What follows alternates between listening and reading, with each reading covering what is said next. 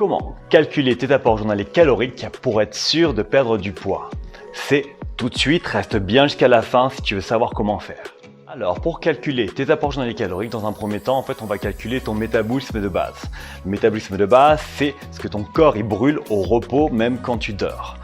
Ce calcul, très simple, je t'ai indiqué juste au-dessus, c'est tu multiplies 24 pour 24 heures fois 1 si tu es un homme et fois 0,9 si tu es une femme, fois ton poids de corps. Pour moi, tu vois, ça fait par exemple 24 fois 1, je suis un homme, et fois 92 parce qu'actuellement je pèse 92 kg.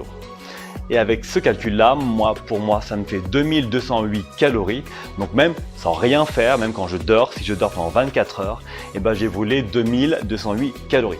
À cela, en fait, tu vas ajouter un coefficient multiplicateur. Ce coefficient, en fait, soit tu multiplies par 1,2.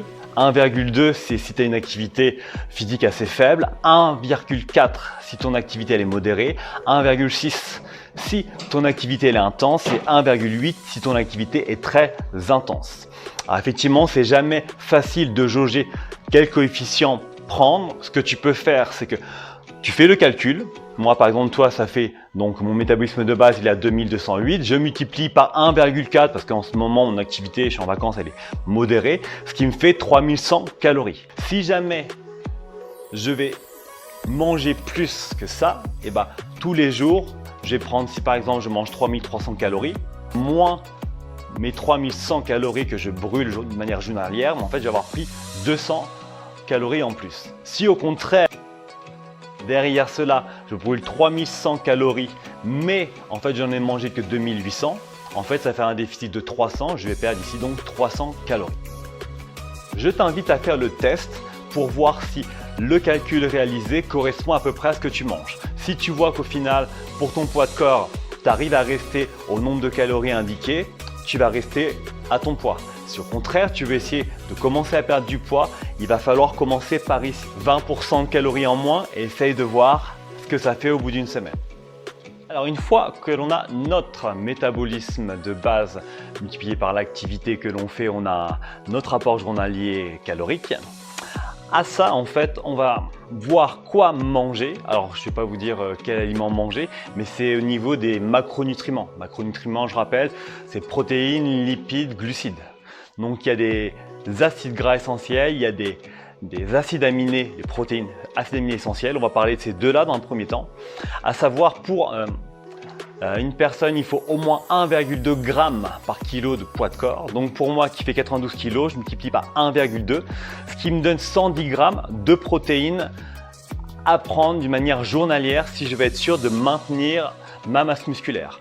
Alors donc quand je dis 110 g, ce n'est pas 110 g de viande, c'est 110 g en fait de protéines. C'est-à-dire que si jamais vous voulez le manger en viande blanche, en fait à savoir dans 100 g de viande, il y a 25 g de protéines.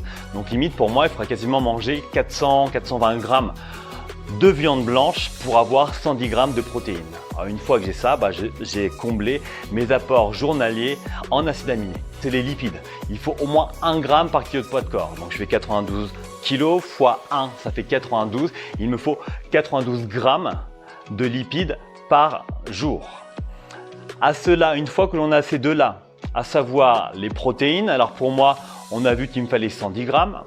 1 g de protéines, c'est égal 4 calories. Donc 110 fois 4 est égal 440. 440 calories. À côté de ça, on a les lipides.